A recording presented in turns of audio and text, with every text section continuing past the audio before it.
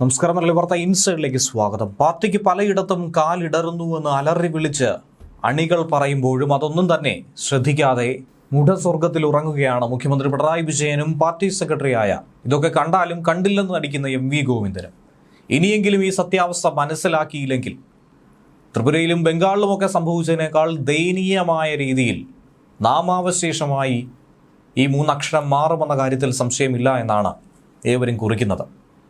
എന്തിനേറെ പറയുന്നു, പാർട്ടി ഗ്രാമങ്ങളിൽ പോലും വ്യക്തമായ ഒരു ആധിപത്യം ഉറപ്പിക്കാൻ BJPക്കാണ് സാധിക്കുന്നത്. CPMനെ സംബന്ധിച്ച് അതിദയനീയമെന്ന് പറയുന്നതാകും ഇതിനേക്കാൾ നല്ലത്.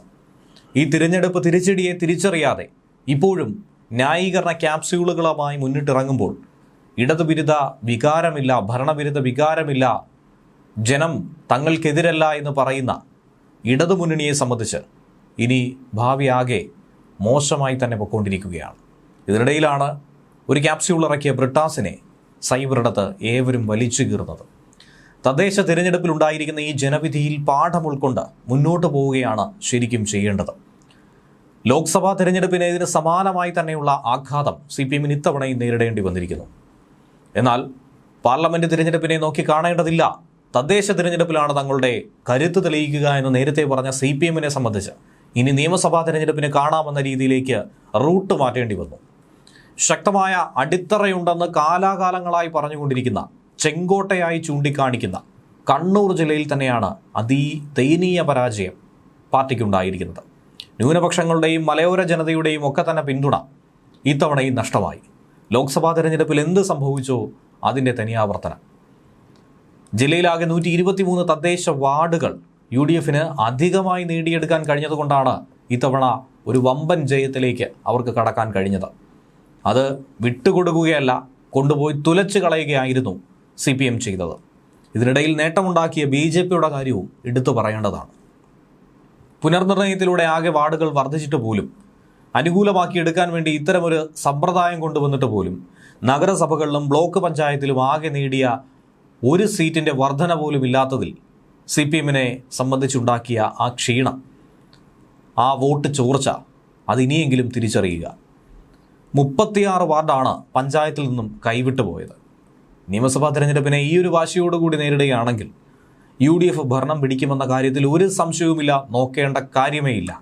CPMനെ സംബന്ധിച്ച് അതൊരു 50-ലെങ്കിലും എത്തിക്കാൻ കഴിയുമോ എന്ന ആശങ്കയായിരിക്കും അപ്പോൾ ഉണ്ടാകുന്നത്. തദ്ദേശ തിരഞ്ഞെടുപ്പിൽ കണ്ണൂരിലുണ്ടായത് വമ്പ മുന്നേറ്റം തന്നെ ആയിരുന്നു. അത് UDFനാണെന്ന് മാത്രം എടുത്തു പറയുക. CPMന് ഉറപ്പായും കിട്ടുമെന്ന പ്രതീക്ഷ വോട്ട് ബാങ്ക് ഒക്കെ ചോർന്നു പോയത് UDFിലേക്കായിരുന്നു. 8 പഞ്ചായത്തിലാണ് ഭരണം തന്നെ നഷ്ടമായത്. മലയോര മേഖലയാണ് അതിൽ കൂടുതലെന്നുള്ളത് എടുത്തു പറയേണ്ടത്. കാരണം മലയോര മേഖലയെയും അവിടുത്തെ കർഷകരെയും ഒക്കെ ചേർത്ത് നിർത്താൻ വേണ്ടിയാണ് കേരള കോൺഗ്രസ് എമ്മിനെ LDFിലേക്ക് പിടിച്ചിരുത്തിയത്. എന്നാൽ കേരള കോൺഗ്രസ് M വന്ന സമയത്ത് പാലയിൽ മാത്രമല്ല കണ്ണൂരിലും ഒരു കൂളിളക്കം ഉണ്ടാക്കിയിരുന്നു. അന്ന് ആറളത്തും കേളകത്തും പയ്യാവൂരും ചെറുപുഴയും ഉദയഗിരിയും ഒക്കെ ഇടതിനെ ആശ്രയിക്കുന്ന ഒരു സാഹചര്യം ഉണ്ടായിരുന്നു. ഇടതിനോട് ചേർന്ന് നിൽക്കുന്ന ഒരു പ്രവണതയുണ്ടായിരുന്നു. പക്ഷേ ഇത്തവണ അതൊക്കെ തന്നെ തൂത്തുവാരിയിരിക്കുന്നു UDF. മനുഷ്യ വന്യജീവി സംഘർഷമൊക്കെ തന്നെയുള്ള ഈ മേഖലകളിൽ വോട്ടെടുപ്പിലും ആ വിഷയങ്ങൾ കൃത്യമായി ജനങ്ങളിലേക്ക് എത്തിക്കാൻ UDFന് കഴിഞ്ഞിട്ടുണ്ട്. ഇടതുപക്ഷത്തെ കൊണ്ട് അതിന് സാധിക്കില്ല എന്നുള്ള കാര്യം ജനമനസ്സിലേക്ക് അടിച്ചേൽപ്പിച്ചു. അക്കാര്യം വ്യക്തമായിരിക്കുന്നു ഈ തിരഞ്ഞെടുപ്പിൽ. മലയോര മേഖലയിലെ സ്വാധീനം ഉറപ്പിക്കാൻ നോക്കുന്ന CPMനെ സംബന്ധിച്ച് കരണത്ത് കിട്ടിയ അതിശക്തമായൊരു അടിയായി തന്നെ ഇതിനെ നോക്കി കാണേണ്ടിയിരിക്കുന്നു. UDFിൻ്റെ ഭരണസമിതിക്കെതിരെ കണ്ണൂർ നഗരസഭയിൽ വലിയ തോതിലുള്ള ഒരു ആരോപണം ഉന്നയിച്ചിട്ട് പോലും വോട്ടായില്ലെന്നല്ല, കയ്യിലുണ്ടായിരുന്നത് നഷ്ടമാകുന്ന, ചോർന്നു പോകുന്ന ഒരു അവസ്ഥയാണ് ഉണ്ടായത്. 1 നിന്നും 4 സീറ്റ് ഉയർത്തി BJP അവിടെ മികച്ച പ്രകടനം കാണിച്ചു. എന്നാൽ CPMന് 4 സീറ്റ് അവിടെ നഷ്ടമാവുകയും ചെയ്തു. തുടരെയുള്ള ഈ തിരിച്ചടി അതെന്തുകൊണ്ടെന്നുള്ളത് പഠിക്കാൻ പോലും ഇപ്പോഴും തയ്യാറാകുന്നില്ല എന്നുള്ളത്, അത് മനസ്സിലാക്കി പരിഹരിക്കാൻ തയ്യാറാകുന്നില്ല എന്നുള്ളതാണ് ഏറ്റവും കഷ്ടം. ഇനി ഇതിനിടയിലാകട്ടെ തിരുവനന്തപുരം കോർപ്പറേഷനിലുണ്ടായ പരാജയത്തെ വെള്ളപൂശാനുള്ള ശ്രമങ്ങൾ പല രീതിയിൽ നടത്തുന്നുണ്ട്. അതിലൊന്നാണ് ജോൺ ബ്രിട്ടാസ് MP പങ്കുവച്ചൊരു കുറിപ്പ്. അവിടുത്തെ ഭരണം നഷ്ടമായെങ്കിൽ പോലും LDFനുണ്ടായ വോട്ട് ഷെയറിലെ വർധനവ് ചൂണ്ടിക്കാട്ടി ജനങ്ങളെ കബളിപ്പിക്കാനുള്ള, കണ്ണിൽ പൊടിയിടാനുള്ള ഒരു തന്ത്രമാണ് ഇപ്പോൾ ഇറക്കിയത്. അതും തദ്ദേശ തിരഞ്ഞെടുപ്പിനെയും ലോക്സഭാ തിരഞ്ഞെടുപ്പിനെയും വെച്ച്. ആലോചിക്കേണ്ടത് BJPയുടെ വോട്ട് നില കുറഞ്ഞെന്നും LDFിൻ്റെ വോട്ട് നില ഭദ്രമായിരിക്കുന്നു, കൂടുതൽ കൂടിയിരിക്കുന്നു, അതുകൊണ്ടാണ് പരാജയപ്പെട്ടതെന്നാണ് ജോൺ ബ്രിട്ടാസിൻ്റെ വിലയിരുത്തൽ. 51-ൽ നിന്നും 19-ലേക്ക് കൂപ്പുകുത്തിയതിൻ്റെ കാരണം തന്നെയാണ് ഇത്തരത്തിൽ ഒരു പരിഹാസ രൂപേണ പലരും ചൂണ്ടിക്കാണിക്കുന്നത്. ഇങ്ങനെയൊക്കെയുള്ള കണ്ടുപിടുത്തം എങ്ങനെ നടത്താൻ കഴിയുന്നു, അതും CPM-നല്ലാതെ മറ്റാർക്കും കഴിയില്ല എന്നാണ് ഇവരും പറയുന്നത്. ആദ്യം ആ പോസ്റ്റ് പറഞ്ഞിട്ട് എന്താണ് ശരിക്കുമുള്ള വസ്തുത എന്നുള്ളത് കൂടി പരിശോധിക്കാം. ലോക്സഭാ തെരഞ്ഞെടുപ്പിൽ BJPക്ക് 2,13,214 വോട്ടുകൾ കിട്ടിയെങ്കിൽ ഇത്തവണ തദ്ദേശ തെരഞ്ഞെടുപ്പിലേക്ക് വന്നപ്പോൾ അത് 2 ലക്ഷം എന്നത് 1,65,891 കുറഞ്ഞു. കോൺഗ്രസിൻ്റെ കാര്യം കൂടി പരിശോധിക്കണം. ക്ഷമിക്കണം, നേരത്തെ LDFിൻ്റെ കാര്യം പറഞ്ഞത് 29 സീറ്റായിരുന്നു, 51-ൽ നിന്നും 29-ലേക്ക്. ഇനി കോൺഗ്രസിൻ്റെ കാര്യം പറയുകയാണെങ്കിൽ കോൺഗ്രസ് ദയനീയമാണെന്ന് പറയുന്നു.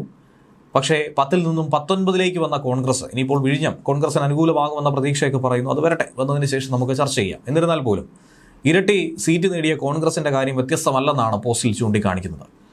ലോക്സഭാ തെരഞ്ഞെടുപ്പിൽ കോൺഗ്രസിന് ആകെ കിട്ടിയത് 1,84,727 വോട്ട്. എന്നാൽ തദ്ദേശ തിരഞ്ഞെടുപ്പ് പരിശോധിച്ചപ്പോൾ അത് വലുതായി കുറഞ്ഞു. കാരണം 1,25,984 എന്നാണ് അതിൽ എടുത്തു പറയുന്നത്.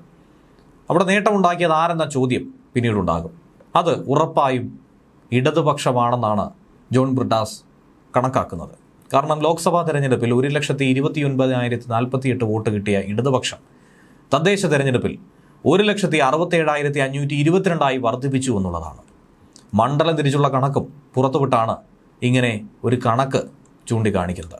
എന്നാൽ ഒരു കാര്യം പറയട്ടെ, കഴിഞ്ഞ പാർലമെൻറ്റ് തിരഞ്ഞെടുപ്പിൽ തിരുവനന്തപുരത്ത് മത്സരിച്ച 3 സ്ഥാനാർത്ഥികൾ ഇടതുപക്ഷത്തിനായി LDFിൽ നിന്നും CPIയുടെ പന്ന്യൻ രവീന്ദ്രനാണ് മത്സരിച്ചത്.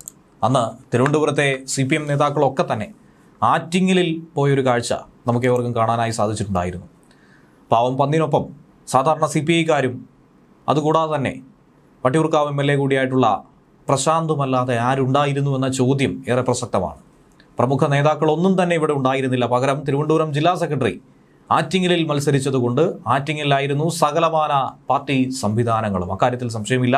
അദ്ദേഹത്തെ പരാജയപ്പെടുത്തിയത് തന്നെ CPM ആണെന്ന കാര്യം തറപ്പിച്ച് പറയാൻ സാധിക്കും.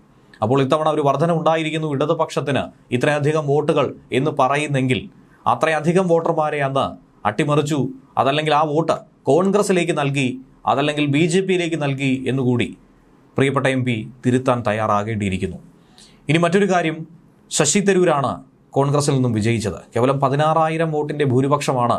അതായത് അതിനു മുന്നേ 99,000-ഓളം വോട്ടിൻ്റെ ലീഡുണ്ടായിരുന്ന ശശി തരൂരിൻ്റെ ആ ഒരു അപ്രമാദിത്വം അത് 16,000-ലേക്ക് എത്തിക്കാൻ കേവലം കുറഞ്ഞ ദിവസങ്ങൾ കൊണ്ട് BJPക്ക് രാജീവ് ചന്ദ്രശേഖറിന് സാധിച്ചു എന്നുള്ളതാണ് ഏവരെയും ഒരുപോലെ തന്നെ ഞെട്ടിച്ചൊരു കാര്യം. അന്നേ കൃത്യമായി കുറിച്ചിട്ടതാണ് തിരുവനന്തപുരത്ത് താമര വിരിയിക്കാനുള്ള സാധ്യതകൾ എല്ലാം തന്നെ ഒരുങ്ങിയിരിക്കുന്നു. അതിനെ തടയിടാനായി പാർട്ടി ജാഗ്രതയോടുകൂടി പ്രവർത്തിക്കണമെന്നുള്ളത് കോൺഗ്രസിനും LDFിനും ഒരുപോലെ കിട്ടിയ സൂചനയായിരുന്നു. പക്ഷേ അവരുടെ അശ്രദ്ധക്കുറവ് തന്നെയാണ് ഇത്തവണ താമര വിരിഞ്ഞെങ്കിൽ അതിനുള്ള കാരണം. അതിൽ അങ്കലാപ്പുണ്ടായിട്ടും ക്യാപ്സ്യൂൾ ഇറക്കിയിട്ടും ഒരു കാര്യവുമില്ല എന്നുള്ളതാണ് ഇതിലൂടെ മനസ്സിലാക്കേണ്ടത്. ഇനി ജോൺ ബ്രിട്ടാസിന്റെ ഫേസ്ബുക്ക് പോസ്റ്റിന്റെ പൂർണ്ണ രൂപവും ഇങ്ങനെയാണ്: തദ്ദേശ സ്വയംഭരണ തിരഞ്ഞെടുപ്പിൽ ഇടതുപക്ഷത്തിന് തിരിച്ചടിയുണ്ടായി എന്നതിൽ തർക്കമില്ല. വിശദാംശങ്ങൾ പഠിച്ച് തിരുത്തൽ നടപടികൾ സ്വീകരിക്കാൻ ഇടതുപക്ഷം പ്രതിജ്ഞാബദ്ധമാണ്. എന്നാൽ ദേശീയ തലത്തിൽ സൃഷ്ടിക്കപ്പെടുന്ന ആരവത്തിന്റെ പ്രഭവ കേന്ദ്രം തിരുവനന്തപുരം കോർപ്പറേഷനാണ്. പ്രധാനമന്ത്രി നരേന്ദ്രമോദിയും കോൺഗ്രസ് പ്രവർത്തക സമിതി അംഗം ശശി തരൂരും ഒരുപോലെ BJPയുടെ തിളക്കമാർന്ന വിജയത്തെ കൈയടിച്ച് പ്രോത്സാഹിപ്പിച്ചു.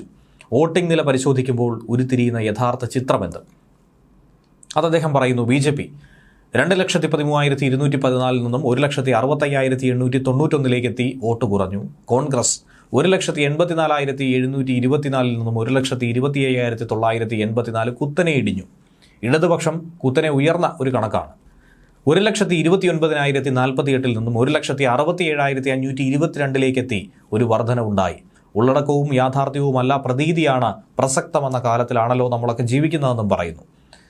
ഇത്തരത്തിലുള്ള ഈ പോസ്റ്റിന് കൃത്യമായ യാഥാർത്ഥ്യബോധത്തോടു കൂടി പ്രതികരിക്കണമെന്നുള്ള പരിഹാസമടക്കം ഉയർന്നു വരുന്നുണ്ട്. അതിനിടെ തിരിച്ചുപിടിക്കാനാവാത്ത വിധത്തിൽ വിശ്വാസി സമൂഹത്തിന്റെ അടക്കം പിന്തുണ നഷ്ടപ്പെട്ടത് തന്നെയാണ് ഈ തദ്ദേശ തിരഞ്ഞെടുപ്പിൽ ഇതുപോലെ പലയിടത്തുമുണ്ടായ പ്രധാന പരാജയ കാരണമെന്നാണ് CPM വിലയിരുത്തുന്നത്.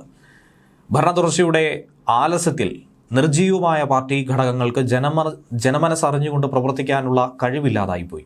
പരാജയത്തിന്റെ വ്യാപ്തി കൂട്ടിയതും അതുതന്നെയായിരുന്നു.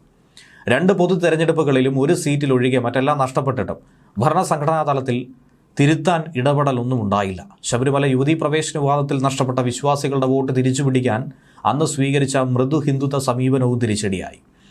ശബരിമല സ്വർണ്ണ കവർച്ചാ വിവാദത്തിൽ സർക്കാർ നിയന്ത്രിത ദേവസ്വം ബോർഡ് സംവിധാനം വിശ്വാസികളുടെ കണ്ണിൽ സംശയനിഴലിലായി. കേസിൽ പ്രതിചേർക്കപ്പെട്ട് ജയിലിലായ ദേവസ്വം ബോർഡ് മുൻ പ്രസിഡന്റുമാരായിട്ടുള്ള മുതിർന്ന നേതാക്കൾക്കെതിരെ പാർട്ടി നടപടിയും എടുത്തില്ല. സർക്കാരിനെ നിയന്ത്രിക്കുന്ന പല ഘടകങ്ങളും സ്വർണ്ണ കവർച്ചയിൽ ഇടപെട്ടതാകാം ഈ നടപടിക്ക് തടസ്സമെന്ന ധാരണ വിശ്വാസി സമൂഹത്തിൽ ഉടലെടുത്തു കഴിഞ്ഞു. ദേവസ്വം ബോർഡുകൾ ക്ഷേത്ര സമ്പത്ത് കൊള്ളയടിക്കുന്നുവെന്ന സംഘപരിവാർ ആരോപണത്തിൽ കഴമ്പുണ്ടെന്ന തോന്നലുമുണ്ടായി. വിശ്വാസികളുടെ വോട്ട് കോൺഗ്രസിലേക്കും BJPയിലേക്കും ഗതിമാറിയതാണ് തദ്ദേശ തിരഞ്ഞെടുപ്പിലെ തിരിച്ചടിക്ക് പ്രധാന കാരണമെന്നുള്ള വിലയിരുത്തലിലേക്ക് CPM കടന്നു. തിരുത്തൽ വേണമെന്ന വാദം ശക്തമാണെങ്കിൽ പോലും ദേവസ്വം ബോർഡ് സംവിധാനങ്ങൾ, അവയുടെ തലപ്പത്തെ രാഷ്ട്രീയ നിയമനങ്ങളും അതങ്ങനെ നിലനിർത്തിക്കൊണ്ട് എങ്ങനെയാണ് വിശ്വാസികളുടെ വിശ്വാസം ആർജിക്കാൻ കഴിയുന്നതെന്ന ചോദ്യം അത് മുന്നിൽ നിൽക്കുന്നു. സർക്കാരിനും വെല്ലുവിളി ഉയർത്തുന്ന വിഷയം. ശബരിമല സ്വർണ്ണക്കവർച്ച തിരിച്ചടിയാകുമെന്ന ആശങ്കയിൽ ജമാഅത്തെ ഇസ്ലാമി അടക്കം മുസ്ലിം സംഘടനകളെ പ്രചാരണ ഘട്ടത്തിൽ ആക്രമിച്ച് മൃദു ഹിന്ദുത്വ സമീപനവുമായി മുഖ്യമന്ത്രി രംഗത്തിറങ്ങിയതൊന്നും വില പോയില്ല എന്ന് ഇതിലൂടെ കാണേണ്ടിയിരിക്കുന്നു. പകരം അതൊക്കെ കനത്ത തിരിച്ചടിയായി മാറി. മുസ്ലിം വോട്ട് ബാങ്ക് വലിയ തോതിൽ തന്നെ അകന്നു. വെള്ളാപ്പള്ളി നടേശനെ ചേർത്ത് നിർത്തി മുസ്ലിം ലീഗിനെതിരെ വർഗീയ പരാമർശം ആസൂത്രിതമായി നടത്തിയപ്പോൾ അത് ന്യൂനപക്ഷങ്ങൾക്കിടയിലുണ്ടായ തോന്നൽ, അത് ഏൽപ്പിച്ച ആഘാതം അത് വലുതായിരുന്നു. ഇനി PM ശ്രീ ഈ പദ്ധതിയിലടക്കം നടപ്പിലാക്കാനുള്ള കേന്ദ്ര സർക്കാരിന് കൈകൊടുത്ത നീക്കം ന്യൂനപക്ഷങ്ങളെ വീണ്ടും സംശയത്തിൻ്റെ നിഴലിലാക്കി. സ്വർണ്ണ കവർച്ചയിൽ പാർട്ടി നടപടിയെടുക്കാതുള്ള മൃദു ഹിന്ദുത്വത്തോടുള്ള വിശ്വാസികളുടെ മുഖം പാടെ തിരിഞ്ഞു. അത് നേരെ ഓപ്പോസിറ്റായി മാറി എന്ന് യാഥാർത്ഥ്യം. ഇതെല്ലാ തരത്തിലുമുള്ള പരമ്പരാഗത വോട്ടുകൾ വൻതോതിൽ നഷ്ടപ്പെടുത്തി. മുനമ്പം ഉൾപ്പെടെയുള്ള വിഷയങ്ങളിൽ ക്രിസ്ത്യൻ വിഭാഗങ്ങൾ പാർട്ടിയിൽ നിന്നും അകന്നു. ഭരണ തുടർച്ചയിലൂടെ മുഖ്യമന്ത്രി ശക്തനായെങ്കിൽ പോലും പാർട്ടി ദുർബലനായി മാറുകയായിരുന്നു. ഇതുമൂലം ഭരണ നേട്ടങ്ങൾ താഴേക്കിടയിൽ ഫലപ്രദമായി എത്തിക്കാൻ കഴിഞ്ഞില്ല എന്നുള്ളതാണ് യാഥാർത്ഥ്യം. വിഭജനങ്ങൾ, അതായത് വാർഡ് വിഭജനങ്ങൾ പാർട്ടിക്ക് അനുകൂലമാകുമെന്ന് കരുതിയെങ്കിലും അതൊക്കെ തിരിച്ചടിയായി. സ്വയം വിമർശനമെന്ന കമ്മ്യൂണിസ്റ്റ് രീതി അവസാനിച്ചു. ഗ്രൂപ്പുകൾ അസ്തമിച്ചെങ്കിൽ പോലും പാർട്ടിയും സർക്കാരും ഒരേപോലെ മാറേണ്ടി വന്നു. സർക്കാരിനെ തിരുത്താൻ ഒരു തിരുത്തൽ ശക്തിയായി പാർട്ടിക്ക് മാറാൻ കഴിഞ്ഞില്ല. പാർട്ടി ദുർബലമായിപ്പെട്ടു. അതുകൊണ്ട് തിരഞ്ഞെടുപ്പിൽ തിരിച്ചടി ആവർത്തിച്ചു കൊണ്ടേയിരിക്കുന്നു. തിരുത്തലുണ്ടാകുന്നില്ല. എന്താണ് പ്രശ്നമെന്ന് അവനവന് പോലും മനസ്സിലാക്കാൻ കഴിയാത്ത അവസ്ഥ. എന്നാൽ ഭരണവിരുദ്ധ വികാരമില്ലെന്നുള്ള പ്രചാരണം CPM കേന്ദ്രങ്ങൾ പ്രചരിപ്പിക്കുന്നുമുണ്ട്. ന്യൂസ് ഡെസ്ക് വെള്ളി വാർത്ത ഇൻസൈറ്റ്.